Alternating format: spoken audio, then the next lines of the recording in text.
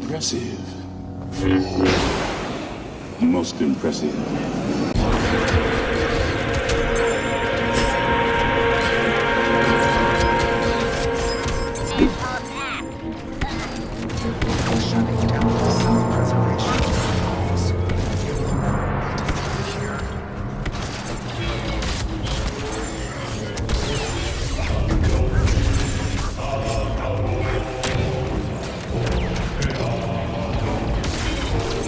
Master Yoda. How do good. You have interfered with our affairs for the last time.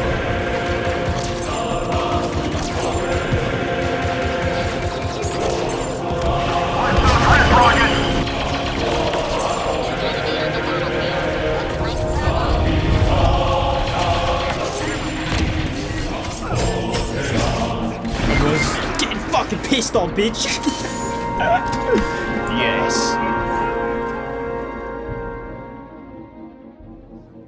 Star Wars games are a pivotal part of my childhood. I'm not going to pretend like I've dabbled in every nostalgic title ever, but I feel strongly that I've played the best games the genre has to offer.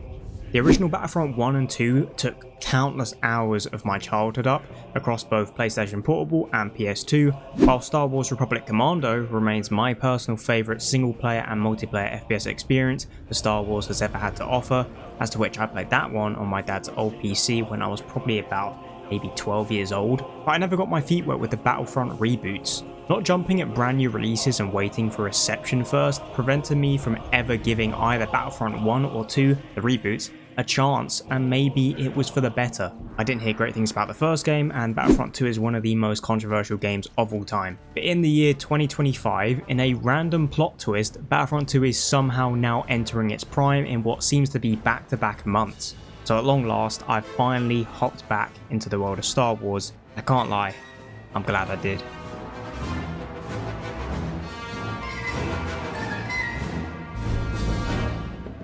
So what's changed to make this game actually good? I will say I wasn't there for the original release, so I'm not entirely sure of the full extent, but I do know this game was heavily ruined by EA's dogshit cases, packs, crates, supply drops, whatever you would like to call them, overcharging for skins and just being overall really unplayer friendly. Loading up this game, I'm not kidding, the entire element of cases or supply crates, it isn't even a part of the game, dude. As far as I'm aware, it's just a way to unlock weapons, but it doesn't feel unbalanced, and I honestly could care less when I unlock one of these supply drops. Like, oh cool, I got a crate to open? Don't care, just get me past this screen and let me get back into the game. I bought Battlefront 2 when it was on the Steam summer sale for only a few bucks, and I got the edition, I guess, that gives you every skin in the game. I'm not too bothered about this game's customization because it's not getting any more skins, so there's nothing to really get excited about. But it does a good job. A lot of fan favourite skins make appearances. The Star Wars universe is incredibly rich with its captivating art style, and that includes the different types of troops that you can play. As far as everything else goes, the game just seems good. It captures that original essence of the OG Battlefront 1 and 2, whilst feeling modernised and maybe having a more refined grasp on how to make good reinforcements and classes. Oh my god. Oh my god.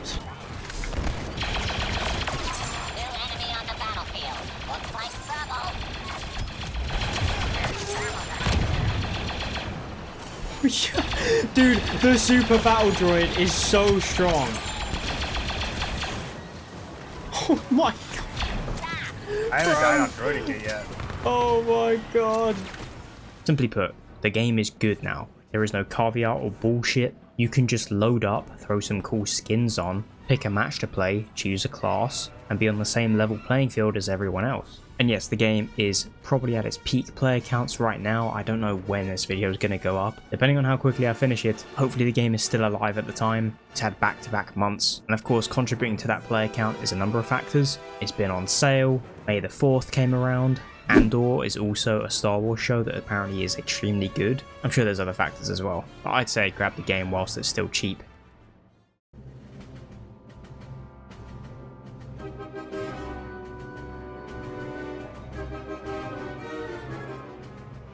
Okay, so my primary focus and goal of this video is to really drive home just how good this game's character design is. I'm not talking the skins, I mean the kits, the abilities you have with all the base classes and the reinforcements, and then we'll talk about heroes versus villains in the next section. I'm a big fan of hero shooters, and Battlefront 2 does scratch that itch. The base 4 classes are cool, they service their niche well. The sniping in the game is decent, you can opt for a mid-range loadout with a pistol. The slower, tankier option in the heavy class is fun in certain maps, but the regular assault class is my go-to personally. Base assault rifle is decent, and sometimes you'll get a really nice kill feed when you activate your shotgun.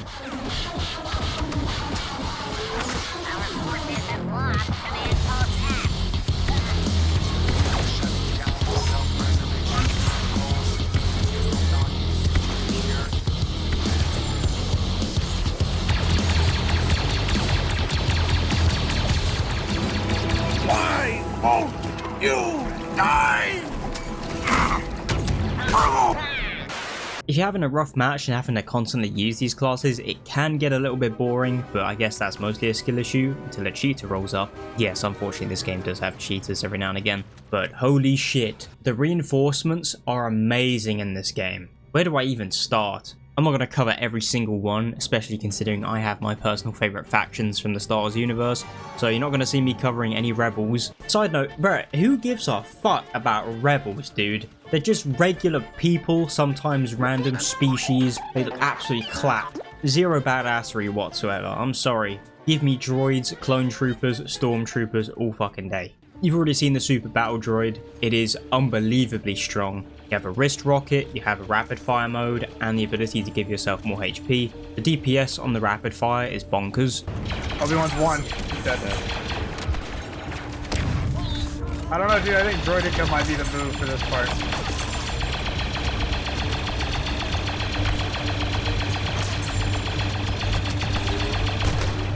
Killed like 5 people in one spray. And to be honest, popping off with the super battle droid feels very similar to a couple of other classes. There seems to be mirrored classes across the factions in the game. For example, the Empire's equivalent of a battle droid would be something like the Dark Trooper. Dark Troopers can also increase the HP and give themselves rapid fire. Automatically it gives them basically the best DPS in the game. And then instead of a rocket launcher, they have a pretty powerful grenade. I don't know my shit, okay? I don't know what is actually the best classes in the game, but I feel confident that the Dark Trooper is probably top 3. Then we can move on to the Commando droid, which is one of the most uniquely designed characters in the game, in the sense that I feel like its entire purpose is to allow you to roleplay being a British person.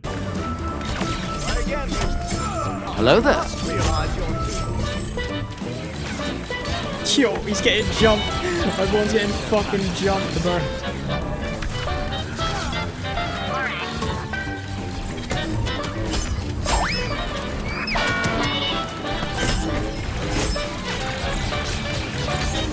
Yoda's getting fucking shit on right now. Why are you running? Why are you running?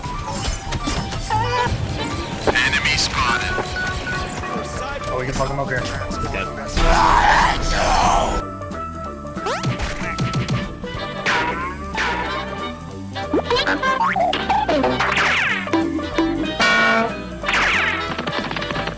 I don't like sand. Everyone's getting fucking pissed off, bitch. Yes. I can't think of many things more satisfying than playing a regular reinforcement and diffing an enemy Jedi in a 1v1. Oh what, you're gonna force push me? You're gonna try to attack me with your fucking lightsaber? Whether it's getting the jump on an Anakin, making a Yoda run for his life, a Commando droid combines perfect movement, close range DPS, and good mid-range DPS as well with its gun. Probably my favourite class in the game right now. The Jet Trooper spans across many classes in the game, just as good as it was back in the OG Battlefront. You've got 2 types of jetpack jumps, one of them sends you forward, one of them is more up in the air. The primary weapon's decent, but the real kicker of this class is the ability to whip out that fucking rocket launcher and start making a montage. Jesus, bro. That will never get old. I don't think the Jet Troopers are particularly the strongest classes in the game. There's a few ways to counter them, but it was evidently made with the whole idea of having fun in mind. This class is absolutely perfect for the wide open maps, and it's also pretty cheap to buy. The Arc Trooper is diabolical. It may lack in movement options, but it has a really powerful grenade. You can choose when to detonate it, acting as somewhat as a proximity grenade. Rapid fire pistol primary, the ability to switch fire modes to give it even faster fire rate and incredible DPS to easily rivals a super battle droid. And then you just have an alt fire that condenses your magazine into shooting rockets, and they can cross map one shot the regular classes. This area is almost secure. Keep it Oh up. my god. Dooku is here. Oh my god. What the fuck is this gun? Master The shock Kenobi. trooper, I think. Oh. Bro. And you get a little close range scan wall hack as well. The ARC Trooper feels really powerful and it's definitely a bit annoying to face, but if you get them into a bad position, it's kind of hard for them to escape. And you can probably imagine how stoked I was when I load up the game and I see that there is Republic Commandos available to play. The Clone Commandos take a lot of inspiration from the original Republic Commando game. They feature the same assault rifle, good at close and mid-range. They possess the ability to heal themselves when they do damage, and not to mention their grenade launcher behaves almost identically to the original game. Good damage overall, but you have 3 shots total and the reload is pretty long. Clone Commandos are very strong, but admittedly they're kind of basic in the way they play, so it's not been my favourite class. But they nailed it, man. It feels very much like the OG, super reliable. And obviously the classes don't end there. I'm just pointing out some of my personal favourites that I've been enjoying playing. As long as you're having a decent game and you're earning enough points to buy the specialization classes, each match is way different depending on which class you choose to pick, and the factions also differ greatly.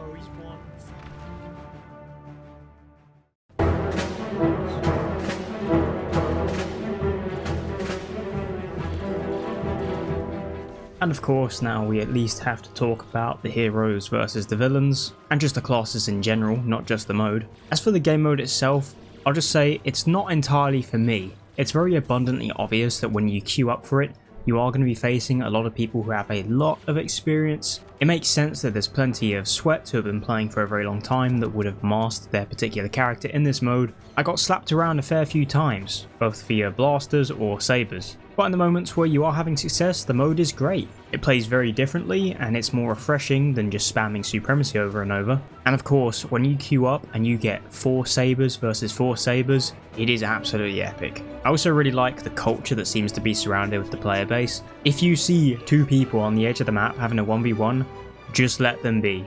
Honor the 1v1 and move on. As you can imagine, I didn't spend too much time in the mode. I think I tried General Grievous, Boba Fett, Bosk, Yoda, Darth Maul. I'll probably hop back on and maybe give someone like Vader a try. I've heard that he is extremely powerful. Outside of heroes versus villains, let's just talk the characters themselves in Supremacy. I can't lie to you, the feeling of getting my first hero purchase during a mission was fucking epic. Ah, dude, I just saved my team a lot. Bosk, no! Yes! What does he do? Oh my god. Oh my god! Alright, well that makes sense. Only when you pounce.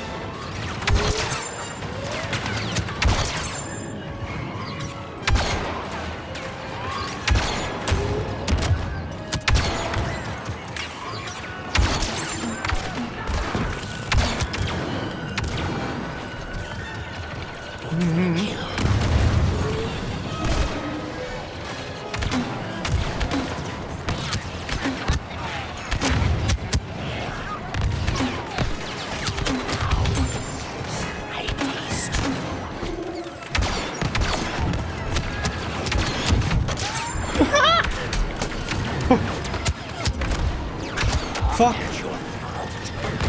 No! Dude, oh my god, Bosk is fun as fuck. As you can see, I'm a big fan of Bosk. So getting to play basically my favourite bounty hunter from the franchise, I was obviously going to pick him repeatedly. I'll be honest, I'm not too big on a lot of the heroes and villains as characters. I'm super picky. Boba Fett, Bosk, Darth Maul, General Grievous. These are the characters that I like. And that first time playing Darth Maul in Supremacy and getting to run around doing the Shundun, Hundun, Shundun, Shundun, Shundun, Hundun, Hundun, Shundun, Shun, Hundun, Shun, Hundun, Shundun, Hundun, Hundun, Shundun, Shundun, Hundun, Hundun, Shundun, Fuck. They're of course incredibly overpowered, but it's easy to get overrun sometimes. Yoda was very strange to play, I got folded a few times with him. But I've had so much fun with such few of the heroes so far that I'm guaranteed to hop back on and eventually try them. They were always busted in the original franchise, so it makes sense they're not really balanced here either, but it at least feels like there's a lot of overpowered heroes that can counter each other.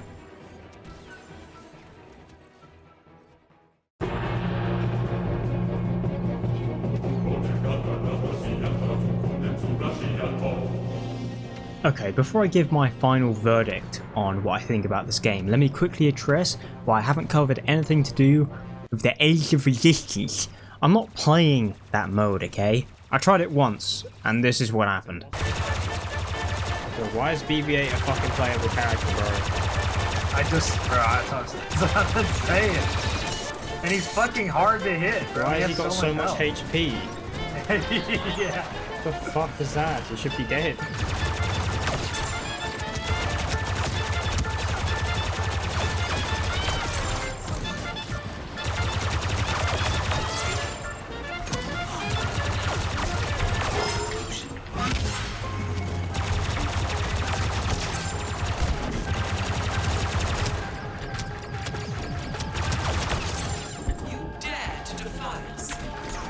Why is the whole fucking enemy team looking at me? Dude, what the fuck? We must move to defend our ship. Just had an entire magazine go through that guy. Alright, that fucking match right there made me. That's the first time I've disliked this game. That is the first time I disliked this game. That was absolutely horrible. I'm leaving. It's not over. It is over. It's over when I say it's over. I'm leaving. I just had a really bad match, and to be honest, I don't really care about those movies. The fucking Force Awakens was shit. Last Jedi is probably one of the worst movies I've ever seen, and I didn't even bother watching the last one, whatever it was called. Just keep that shit away from me. I'm aware that there's classes that are apparently really strong within that mode. That Sith Red Trooper or whatever. Disney's woke wars was wank. But anywho, Battlefront 2 kicks ass right now. It does hurt my soul knowing that we're probably not going to be able to play this game with a live player base for much longer. Of course, back-to-back months is a good look, but sometimes when these games make incredible comebacks or revive themselves, it is very temporary. We can only hope that maybe EA takes some inspiration to want to make a third game, and this time not fuck it up. Battlefront 2, as it stands right now, is a primary example of what happens when you take the best elements from the game's predecessors, refine it and make a modernized version, ticking every box that everyone wants. Battlefront 2 at base is an incredible game. If you hop on right now, you'll see just why. And it shows that when you integrate some sort of either pay-to-win system or overpriced cosmetics, it completely stains whatever creation you have in front of you. Either way, I'm glad I've gotten to experience this game as it stands right now, even for a short period. Seriously, it's some of the most fun I've ever had playing video games, and I highly recommend you pick it up right now before it's too late. Anyways, this was the first video on this channel. I have no idea what's to come of it, but if you did enjoy the content, it would mean the world to me if you could like and subscribe. I'd love to get this channel up and running super quick, so that way I'm super motivated to make even more videos like these. I appreciate you all for watching. Until next time, take care.